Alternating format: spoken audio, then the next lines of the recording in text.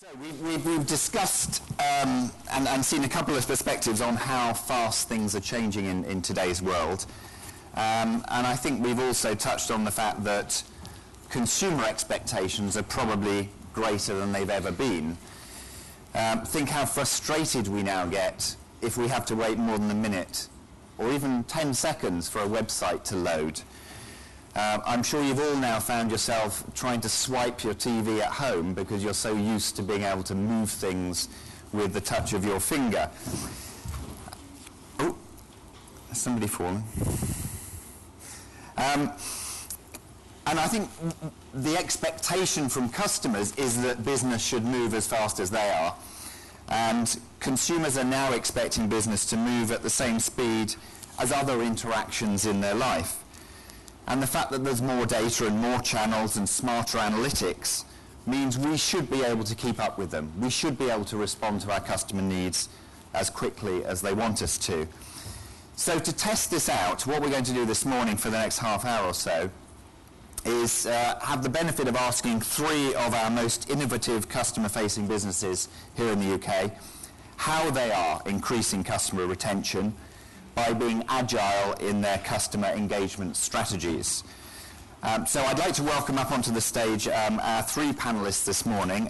Firstly, Matt Knight, the head of CRM for ASOS, Pamela Conway, Director of Marketing and Loyalty at British Gas, and Alan Lias, Worldwide Head of Loyalty and Ancillary Revenue Development from Virgin Atlantic.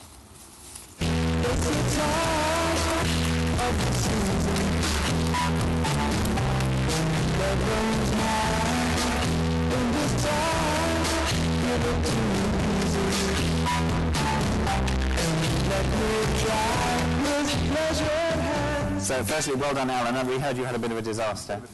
Yeah. Did those nice men from the AA sort you out? Or? It was, I'm not sure who it was actually. There you go. Okay. It was Green Flag, I think. Green Flag, okay. Very strong. Well done, Green Flag. Right, okay, so the format of this session is we're just going to give each of the panelists a few minutes just to give their initial reflection on the contention that we should be becoming more agile and to talk about how organisations can become more agile to increase customer retention. And then we'll open it up to the floor to some questions once we've heard from our 3 companies here. So, Matt, would you like to give us some thoughts first? Okay. Hello, everyone. As we've heard from the 2 talks we've already had this morning, the theme so far we've really had is change. And I think that's something I want to address is that loyalty really is changing. And it doesn't feel that long ago, well, for some of us anyway, that loyalty really meant things like stamps, Green Shield stamps, or coupons you'd get from the co-op, or glasses you might collect at the petrol station. Then since the 90s, it's all been about the plastic card, really. You know, millions and millions of Nectar cards, club cards, ad cards, which if you add up all of the ones in circulation is now greater than the population of the UK. But as we've heard, particularly from Mary earlier on, that we don't shop in the same way that we used to. We don't go into shops anymore so much, and you don't swipe a card when you shop online. It's a different kind of experience altogether. And because of that, we can be really, really fickle. When we don't have to worry about driving to a new part of town or walking a couple of streets further, the barriers to switching a shop are much lower. We don't have to worry about finding our way around a new store, so there's not really much excuse to not just sort of up sticks and go somewhere else. So we've got increasingly fickle customers who are used to shopping online, and they haven't really bought into that legacy of collecting points on cards like we did back in the day. And that's certainly something that at ASOS, with a sort of very young customer base, we have to worry about. So the question is how we develop their loyalty and keep them coming back for more. So as JP was saying, it's about moving from the sort of history we've had of building relationships and worrying about something we've not had to worry quite so much about before, which is relevance. You know, it's not enough just to mimic the most successful programs, which are all about points and rewards. I mean, we know they work, and that's why we're all here. But everybody's doing it again. Everybody's doing loyalty programs. Everybody's sort of copying what we already know how to do. So our relationships have to be more differentiated, deeper, and more relevant. So at ASOS, we try to have a very sort of real relationship with our customers, and particularly when they only shop once or twice a year, you know, shop for fashion like you shop for clothes or petrol, that we've got to find other reasons to keep people coming back for more. So, you know, what we'll come and talk about later on is more trying to drive people through content and from experiences and from other reasons to actually come and shop with you, rather than just copying an incremental loyalty program. So the problem is, if you just ask customers what they want and then try to give that to them, by the time you build it, they want something new. So we can't just sort of go out and say, well, what do you want? They'll say the same things. They'll say, I want more points. So it's all of our job really to be those innovators and deliver something that's sort of ready for the next generation and highly relevant. And unfortunately, the thing is, our customers probably don't even know what they want yet. Great, thank you. And I'm interested in your point that the younger consumer, they are growing up in a very different world, therefore their expectations are different. And JP touched on the point about attitudes to privacy, for instance, being something that the younger generation perhaps are very different to older generations in terms of being much freer with their data. Do you believe that these sort of cohort effects will be with people throughout their life, or are they really just an age-related thing, and once you get a family and children, you will start to worry about privacy and actually just turn into your mum and dad, like happens to all of us? Or are we seeing this fundamental change in expectations between age groups? I think it is actually quite a fundamental change, because you say that as you get older and you start having a family, you might become more concerned about privacy. But actually, if you look at something like Facebook, many more people seem to be using it now to put pictures of their children up than pictures of the parties they did on Saturday night. I get terrified when I ask the younger people around the office whether they're still using Facebook. So, no, we've moved on from that now, there's something different. So we've got that association of using social media to share more about our lives, and as there's sort of a different sort of aspect to our lives, we share that instead. So I think the times when you'd get the Home Secretary standing up waving a nectar card around saying this is the greatest threat to your privacy, which did happen to us in the early noughties, have gone, and we've got a much more sort of free attitude to how we use the data. Unfortunately, JP stole my Uncle Ben quote earlier on, that we've basically got to have much more responsibility now when we use that. Yeah, and look what happened to that Home Secretary as well. So, right, Pamela, British Gas, how are things there?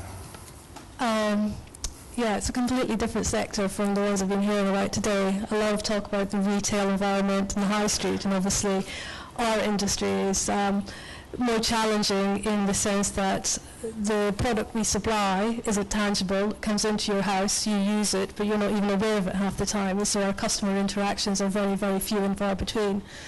I think for us, with the advent of all this technology and data, because we hold an enormous amount of data on our customers in terms of how much energy we use, household data, all that kind of stuff, is ensuring that we use it responsibly.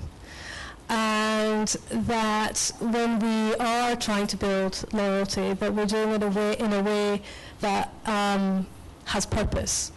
So there are three things, or three themes, that I think this morning has touched upon, which are really, really important for British Gas, which is the role of the brand in customers' lives. What rights and what permission do we have to be in their lives? And anything that we're doing around loyalty should reflect that.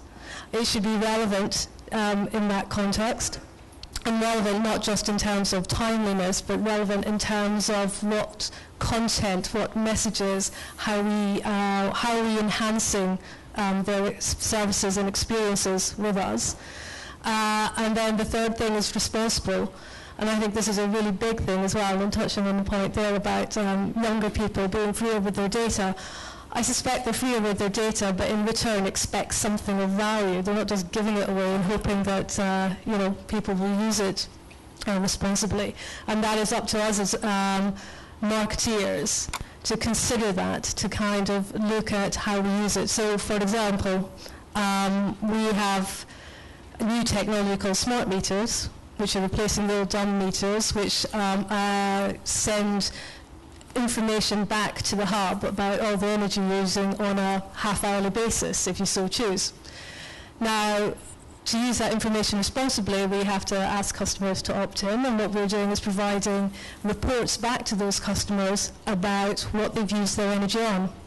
and providing hints and tips on how to be more efficient with their energy. So we can, for example, get down to the level of detail, which saying is how much energy you're using on a particular day. And in time, you'll be able to zone the house. You'll be able to tell how much energy people are using in a particular room. So if there's a particular room in the house, such as a teenager's room, we'll be able to give hints and tips about that as well. But it has to be with the customer's permission and the customer's buy-in to that. And that, again, as I said, comes back to the role we have in their lives. Mm-hmm. Very good. Okay. And we'll come back to a couple of those points in a minute. So, to you, Alan. And first, I have to ask about your job title, because it's a fascinating job title. Head of Loyalty and Ancillary Revenue Development. What does that mean? Good morning, everybody. Good question. I guess if you're an airline, many of you probably know this, loyalty and loyalty programs have been there really since American Airlines set up one in 1981. And loyalty itself is actually a little business in an airline. And the reason that ancillary thing is attached to that is because airlines, as you know, times have been hard. I think things are getting a little bit better now, but with huge fuel prices and global recession. So airlines need to look at ways of making money on the side.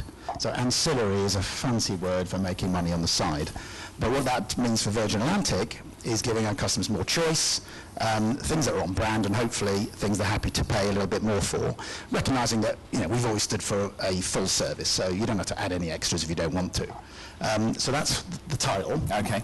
In relation to today, thank you very much for the opportunity.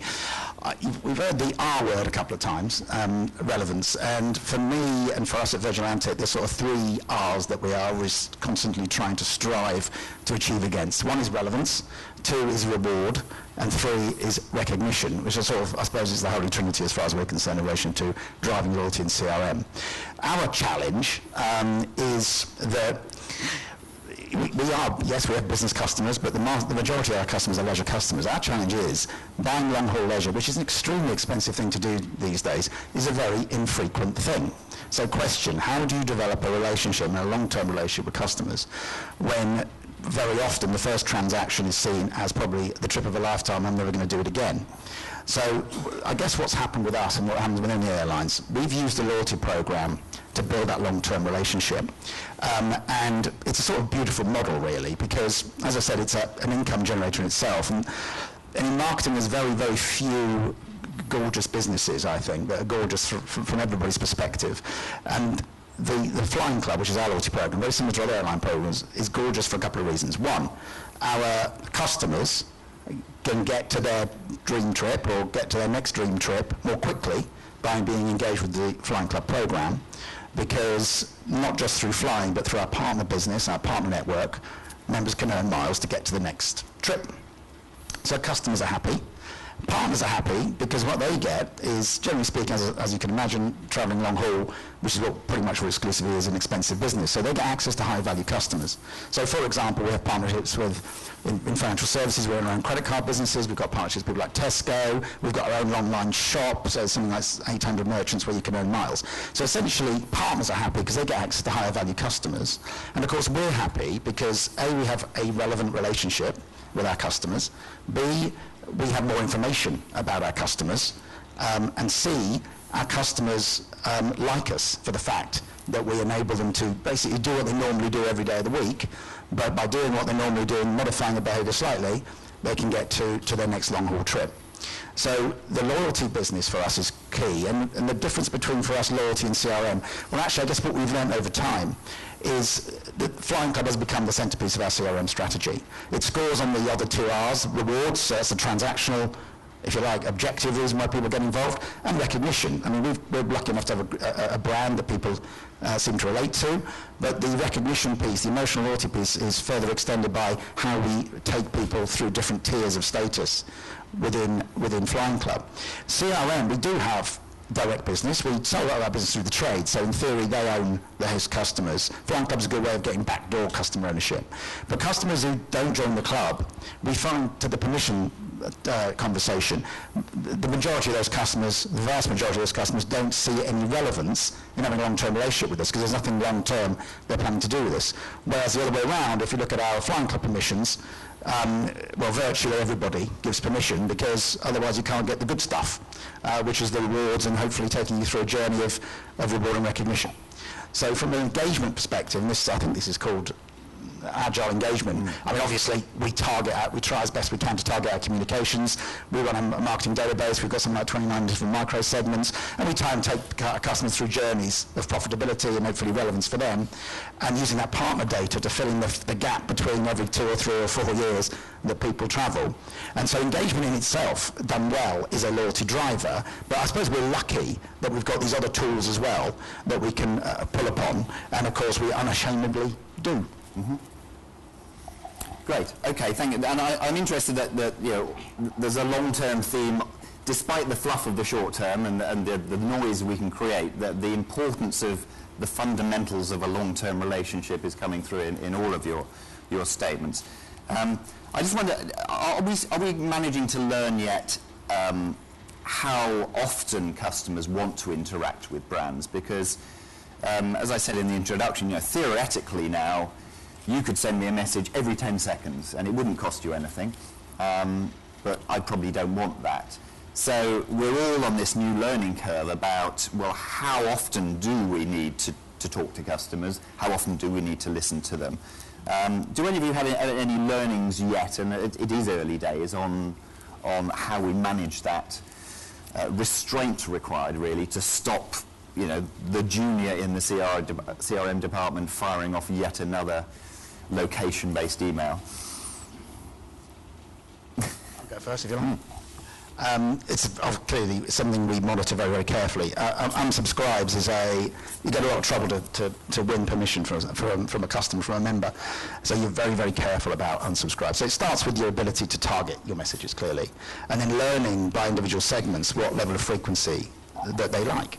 And we have got segments in our database that love to hear from us every week, and there are members that you probably would talk to every month, and you may talk to through more generic communication. And what we do, of course, is we don't keep representing the same offers in the same way, and we're quite conservative, I think, and I think that's the right decision for us. I think the way forward, I mean, as we talk about engagement, is the great thing about the way loyalty programs work and the way technology is developing. And if we think about how we can take people through journeys, not just points and status, but virtual journeys through a digital platform, and how we look to employ, and we're looking at it ourselves, how you employ something, for example, like gamification. So what you really want is your customer to come to you, but clearly you want to be able to make sure that you work out the angle so your customer feels like they need to come to you. Mm-hmm. Having said that, there's nothing wrong with good old-fashioned talking to your customers, and believe it or not, one of our most successful channels is outbound telemarketing. We have a dedicated unit in Brighton, which is separate to our core business, and we call up our customers and we just talk to them. And what that does for us is unbelievable in terms of their engagement, their NPS, their post-conversation behaviour. So I think one of the things I would say is, as we go digital, don't forget, talking to your customers also works. Yeah, I'm really pleased to hear that. Pamela, people don't want to talk about gas very often, do they? No, except when to phone up about when they receive their bills. Mm-hmm. I think what we find, because we're also a services industry as well, so we work in the home services and repairs and have a whole host of engineers. And what we find is that we're basically saying to customers, we're here when you need us. We're very conservative about going out there and bombarding our customers too much, because actually it's not an area that there's much to get excited about. But they will have crises, they'll have moments when things break down and they need help. So we just try to ensure that we're there. And what we're doing is using new social channels to kind of be alert to when customers need help and responding to that. We have new online account management systems that are kind of, people can book things much more conveniently, much more easily now, that we've started introducing web chat into some of our services, and that really is making a difference. And that's more about using services to build loyalty, because we're there at that moment in time. There's nothing more powerful when your drains have gone, for example, and overflowing, and somebody comes and helps you out of that situation. That's very emotionally engaging right there and then, and can last for a while. But so we're being conservative in more the traditional communication channels. but we are a member of Nectar, so we use Nectar as our vehicle for rewarding customers. And again, because of that kind of conservatism, we didn't really push it that much. And what we have discovered through research and analysis is that customers want to hear more about Nectar from us, and actually we need to make it more obvious and more visible to them. So there is the kind of double-edged sword. If you don't contact enough, then people won't know what you have on offer for them. Yeah. So part of it is trying to get the balance right. Yeah, relevance, restraint.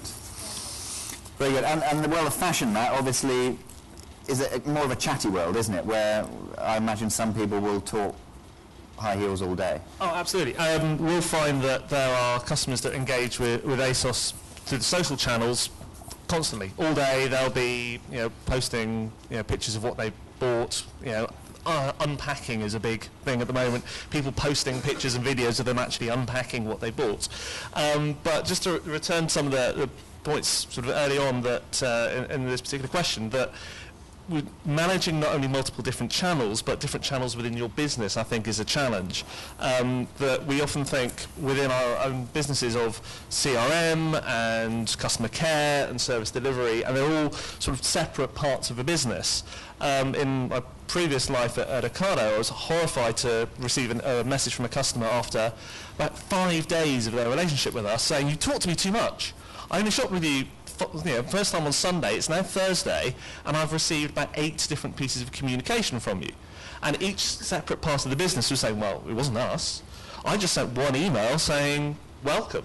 And then the service delivery said, "Well, we sent them a receipt. And we also sent a follow-up email to make sure that the first order was okay."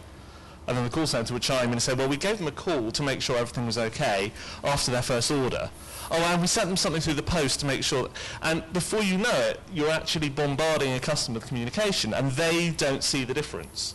As a customer, we don't think that, oh, okay, I've received this as a transactional email, and I received this because it's promotional, and I received this call because that was customer care. You just hear one company talking to you all the time. And there's no easy answer to joining it all up, and I think that becomes a big data and a systems situation where you have to actually tie all the comms together. But coming back to that sort of always on, now we're adding in Twitter and Facebook and Pinterest and all these other channels which we're going to be able to communicate. If we're not joining up right all the way through the channels, we're going to end up completely bombarding customers. Yeah. So are we saying that the dream of CRM, the single customer view, is still elusively eluding us? Dream is a good word. Dream is still a dream.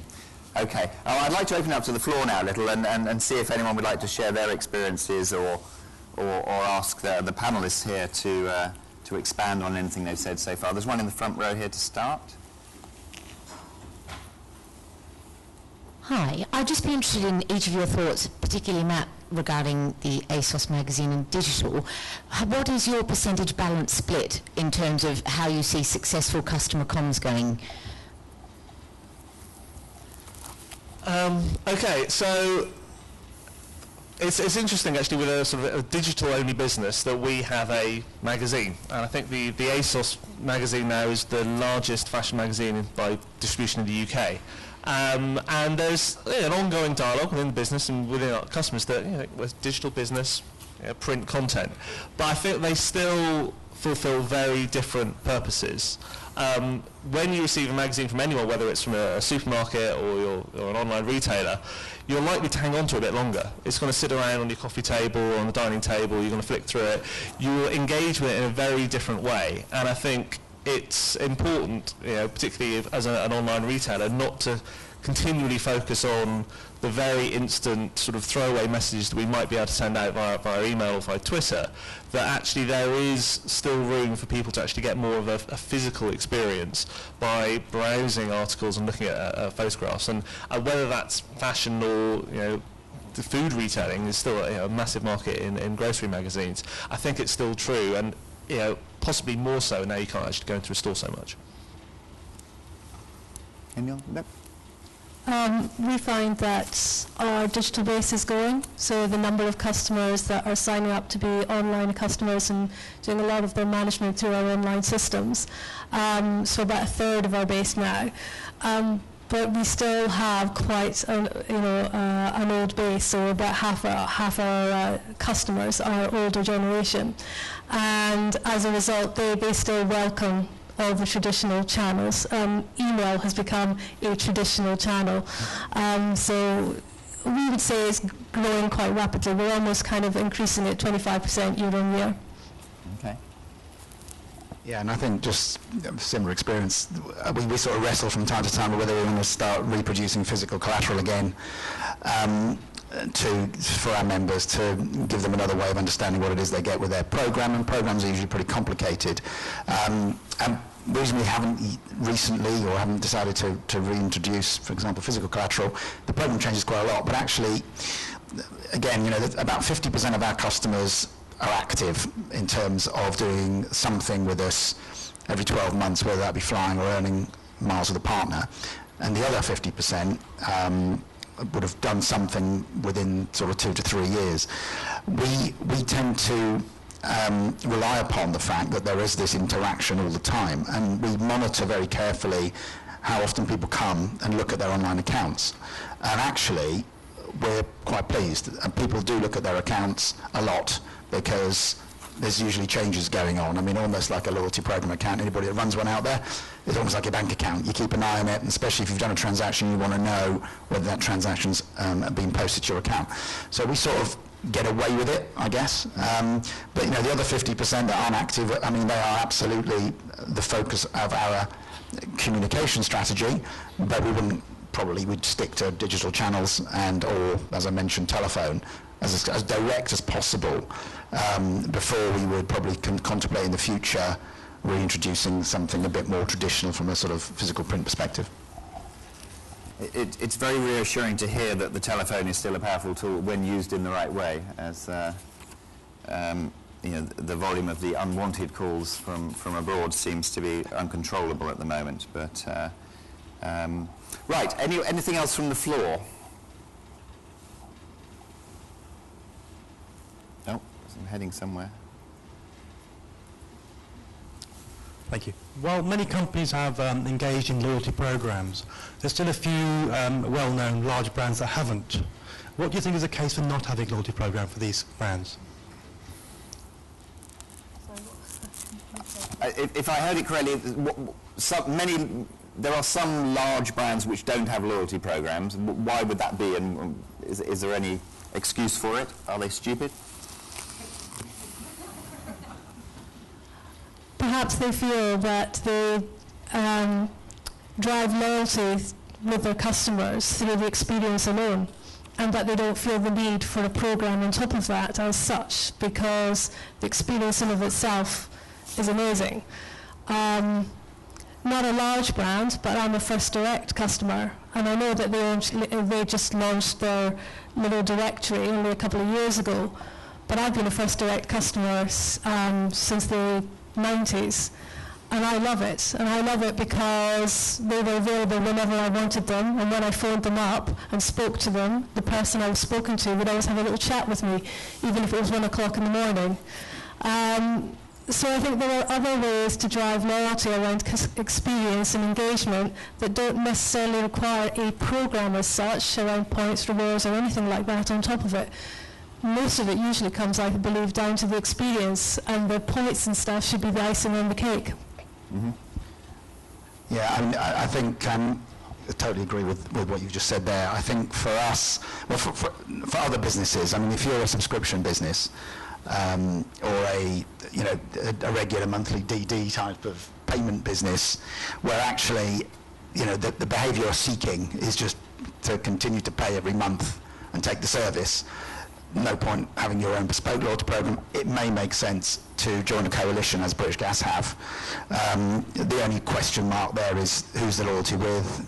Is it Lecter? Is it British Gas? If you've got a business where you've got a couple of things going for it, one, distressed inventory, ideally time-bound distressed inventory. Two, a opportunity to seriously grow share of wallet and therefore modify behaviour, points-based loyalty programs with, in our case, the ability to also get a better experience as a result of that loyalty, I would recommend seriously looking at it. And I think for us being the airline sector, I guess, and many other sectors, it's now become core, having a loyalty program. If you didn't have a loyalty program, you have to charge less for your ticket, so there'd be a significant deterioration in financial performance. But I would urge anybody anybody's discounting, anybody's talking to Groupon or Voucher Cloud, I mean, you're mad. You should be turning that distressed inventory into a reward for your customers and controlling that transaction, provided you've got critical mass. You know, getting into the loyalty business isn't free, although these days the cost of entry is much lower. And actually working with our loyalty programs is absolutely fine. Working with Nectar's fine, working with Flying Club's fine, by the way, anybody who's interested. And working with other loyalty programs where you can effectively benefit from no cost of entry in a targeted way is probably not a bad way to go. But if you're a heavy discounter, you've got lots of stock, and you want a customer relationship, I would always urge people to think very seriously about a loyalty program. Mm-hmm. I think one of the reasons a lot of businesses were getting into loyalty, certainly the last generation of loyalty, if you like, over the last 10 years, has been to gather data. Only if you're actually swiping a card in store, you're actually collecting customers' data. There are so many other ways to get that now. All online retailers will have practically perfect data. There's a much lower barrier of entry to actually asking customers their email address and being able to track them. And there are other ways to get hold of data with the sort of the below-the-line loyalty schemes, if you like. They're operated by the credit card companies or the transactional system. So you can get hold of that data in other ways, which I think is one of the reasons why some retailers are still saying, well, you know, we've got the data, we don't need it, because we're actually finding other reasons to actually get customers to come back in. First Direct being a good example. They've got all the data and they've got all the experience, so they don't necessarily feel they need something on top. But I think despite all that, you know, from all the research we've done of our own customers where, you know, we're not using a formal program, they still love the idea. I think, you know, the consumer still likes the idea that they're having some kind of more sort of formalised relationship and that there is something coming back their way, whether it's cash incentives or something that's more content or a relationship led. Yeah. Okay, and yeah, I mean, there are an increasing number of ways of getting data out of people, some of which involve spying, I guess, and that's where we all need to be careful that we are dealing with customers' data with their permission in a fully open way, because I think the other route is a very, very dangerous one to take. Any final comment from the floor? Oh, there's one. I think it's Kirsty. It is Kirsty. It's Kirsty Trouble. Is that what you know? It's Kirsty Trouble. Thanks, Martin. Hi, everybody. And I had a question about where you think loyalty should best sit in an organisation. Based on hearing that there are many stakeholders in a business, many people who want to contact the customer, that old arbitration challenge, where should it sit? It's almost who owns the customer, isn't it? Who has the final say in the interaction with customers in the organisation? Shall I go? I mean, we're right bang in the marketing department. Personally, I think it should sit at the top table of the company, not just because I run loyalty for Virgin. I think, or if it's not at the top table, it should be as close to the top table as possible in whatever vertical represents the customer. Loyalty in our business sits in the commercial department, but the commercial department is made up of marketing and insight. And I think insight has to be the heart of everything. If you don't have it there, then everything else, the decisions can be made arbitrarily and not necessarily in the best interest of the customer. And for us, it sits with CRM and customer insights. So again, sitting on top of all the customer data and the customer intelligence. But I think it's important, as Alan said, that you bring the rest of the consumer-facing part of the business with you, and try to, as much as possible, to resolve that situation where you might have loyalty that may be owned by marketing and seen as a marketing channel, but doesn't really have any impact on customer care and sort of the front-end customer relationship. So it needs to go up as high as possible. Yeah.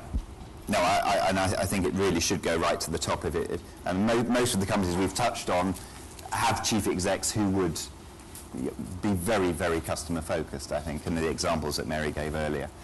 I remember once, many years ago, when we were at... when I was at Dunnhumby, we encouraged, so Terry Leahy, who was the head of Tesco at the time, to go and talk to a prospective client. And it was a client who wasn't terribly into this idea of customer centricity and CRM and loyalty. And Terry Lee, who went to visit them, left, and then there was a follow-up meeting with this client. And the client's response was that, God, he really does believe this customer shit, doesn't he? So they never became a converted client after that. Right, just one final comment from you all, I think, just before we wrap up and move to a coffee break. I guess we've talked it through a little bit here. How would you sum up the prospects for customer retention in the future? Do you think all of these new tools and processes that we're getting hold of are going to ultimately help us get closer to customer needs, or are the pressures of switching and endless deals going to mean that we can't invest in customers in the way we'd like to? Is it a good prognosis or a bad one for the future? I think, in short, it's going to be much more difficult. As I said earlier on, the fact that you're going to have much more fickle customers being able to translate to much more different retailers online, for example, but we have many more tools at our disposal. So I think the job is going to get more difficult, but we're going to have to find more innovative ways to solve it, but it probably means that those of us who actually get it right will have a real advantage. Pamela? I think the prognosis is good so long as we use all the channels we have responsibly, and as we said earlier, with the customer's best interests at heart. I think it does come back down to the part of the brand role and your purpose within the customers, and being able to create something that differentiates yourself. And currently it feels like there's a mass of different schemes on the market, but from a consumer's perspective it encourages fickle behaviour because they all feel like they're the same thing, and quite frankly quite like wallpaper. So it's really up to us as marketeers to kind of do what's the right thing. Great. And Alan? I think great comments. I think as we think about how social is going to develop, I think what we're trying to wrestle with is how do we get our customers to serve themselves and serve each other. And so we want them to be talking to each other. We want to be able to be helping that process. But there's a sort of real world for us, and then there's a virtual world, and it's how we marry the two things together. You know, we've got this sort of, you know, there's points and bits we can throw at people, but how we connect that to actually what they're talking about online, and how we can facilitate a process where really our customers become, I mean, we talk about advocacy, so how we sort of unlock, you know, mass advocacy, relying upon our customers through community, for example, to help our other customers and those people who interact with that make good decisions about what they do with their money. So it's really tapping into that opportunity in a very, very soft touch way, but recognizing that certain brands actually command the right to and have the equity with their customers to facilitate some kind of conversation. Yeah, at Aimia we talk about rewarding interactions as well as transactions is a new frontier for us all, I think. And so I hope you found that to be a useful debate. I guess everyone's sticking around if you want to follow up on anything later. So I'd like to thank Alan, Pamela and Matt very much, and we're now going to the coffee break. Thank you.